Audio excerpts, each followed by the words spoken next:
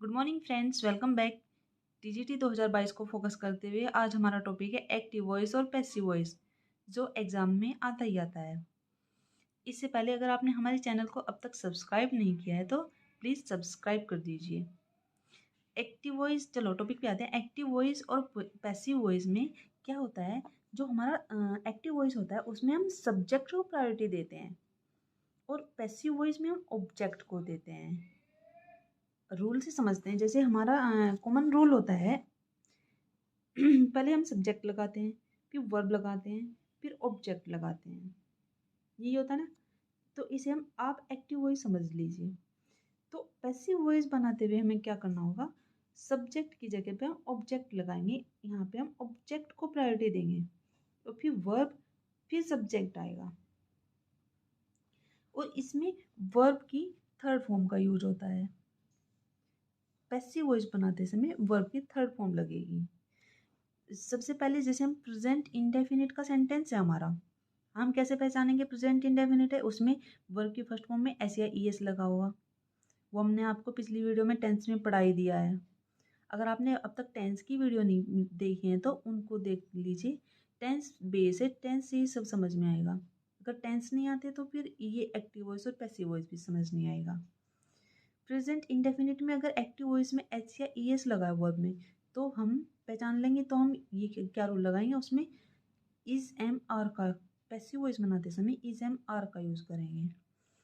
Past indefinite का है, यानी कि हम देख लेंगे कि वर्ब की सेकंड फॉर्म लगी हुई है तो यानी कि वो पास्ट इंडेफिनिट है, तो हम वाज वर्ब का यूज करेंगे। एज ए फ्यूचर इंडेफिनिट है तो विल बी या शैल बी का यूज होगा। अगर प्रेजेंट कंटिन्यूस का है तो इज एम आर के साथ पैसिव वॉइस बनाते समय बीइंग का यूज हो जाएगा।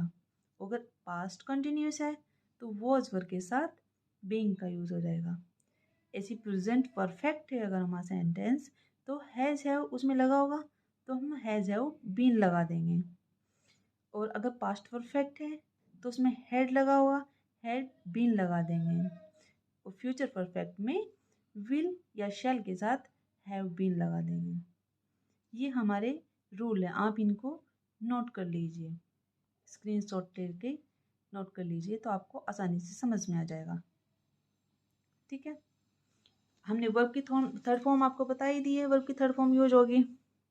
अब कुछ जो हमारे सब्जेक्ट हैं, जब वो ऑब्जेक्ट में चेंज होंगे तो किस तरह यूज होंगे? अगर आई है तो बाय मी बन जाएगा, वी है तो बाय अस हो जाएगा, यू है तो बाय यू हो जाएगा, ही है तो बाय हिम हो जाएगा, शी है तो बाय हर हो जाएगा। अगर कोई भी नाउन है, जैसे राम है, श्याम है, किसी का भी नेम है, तो बाय उसी का वो जो नाउन होगा वही लगा देंगे। बाय राम, बाय श्याम, जो भी नेम है वो लगा देते हैं। तो ये कुछ हमारे रूल हैं एक्टिव वॉइस और पैसिव वॉइस बनाने के लिए। अब हम एग्जाम्पल से समझते हैं। जैसे कि हमने ले लिया प्रेजेंट इंडेफिनिट का सेंटेंस, ही ईट्स मैंगो। हमें पता चल रहा है वर्ब प्रेजेंट इंडेफिनिट का, वर्ब की फर्स्ट फॉर्म लगी है इसमें। तो हमने क्या कहा था? इज एम आर लगा देंगे और हम ऑब्जेक्ट को सब्जेक्ट की जगह पे रखेंगे। अ मैंगो ऑब्जेक्ट है हमारा, तो हमने सब्जेक्ट की जगह रख दिया अ मैंगो। इज वर्ब की थर्ड फॉर्म बताई थी, ईट की verb third form eaten. A mango is eaten by him, बन गया। अब ऐसे ही हम पास्ट इंडेफिनिट का सेंटेंस देख लेते हैं। You wrote a letter.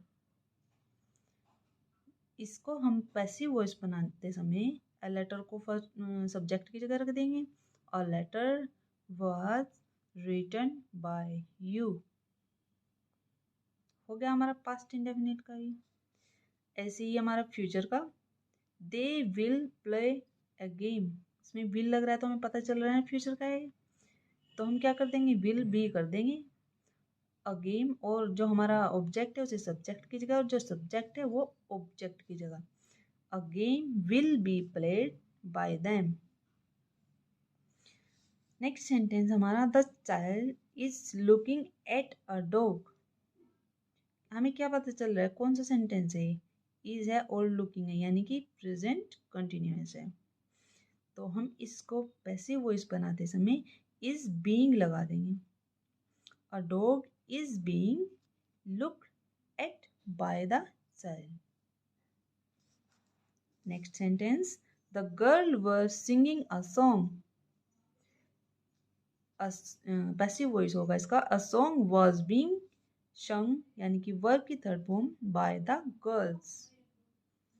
The peon has rung the bell.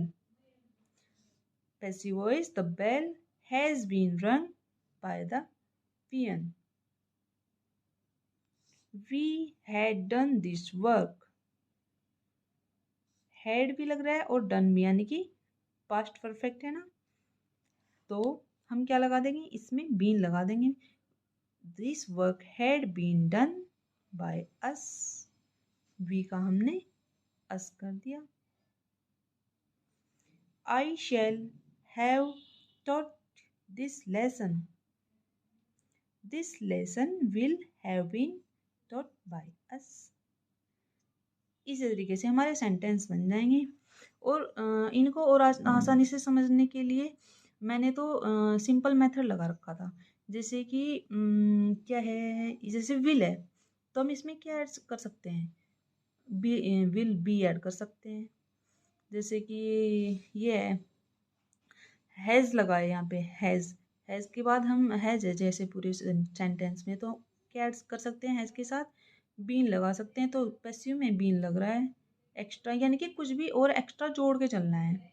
ये सोचो कि हम पैसिव बनाते समय क्या जोड़ें इसमें, और क्या जुड़ सकता है। विल है, शैल है तो बी लग जाएगा, हैज़ है, हैव है तो बीन लग जाएगा।